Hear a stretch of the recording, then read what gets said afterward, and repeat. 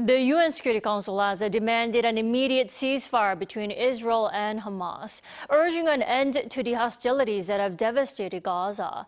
This critical resolution, though widely welcomed globally, has left Israel dissatisfied with the U.S. Shin Se-byuck has more.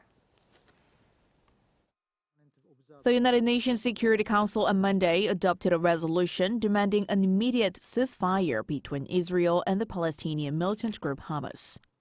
The resolution, which passed 14-0 with the U.S. abstaining, demands an immediate ceasefire that could lead to a permanent and sustainable truce.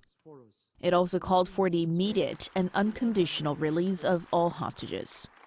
This marks the first time the Security Council has adopted a resolution demanding a ceasefire related to the situation in Gaza. This bloodbath has continued for far too long. It is our obligation to put an end to this bloodbath before it is too late.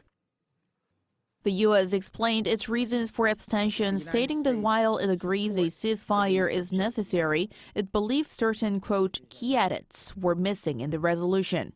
Certain key edits were ignored, including our request to add a condemnation of Hamas. The White House National Security Advisor John Kirby stated in a briefing later the same day that the U.S. decision not to exercise its veto does not indicate a shift in U.S. policy direction. Kirby added that the U.S. backed a ceasefire but did not support the resolution because the text did not condemn Hamas. Following the adoption, Hamas welcomed the UNSC resolution, saying it was ready to engage in an immediate prisoner swap with Israel. Meanwhile, Israel, which has consistently opposed a ceasefire on the grounds that it would solely benefit Hamas, expressed particular dissatisfaction with the United States for not using its veto power this time.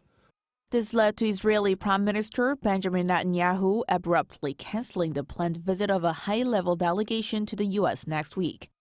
The White House expressed its very disappointment over Netanyahu's decision, but said talks between U.S. National Security Advisor Jake Sullivan and Israeli Defense Minister Yoav Gallant would go ahead. Shin Se-byuck, Arirang News.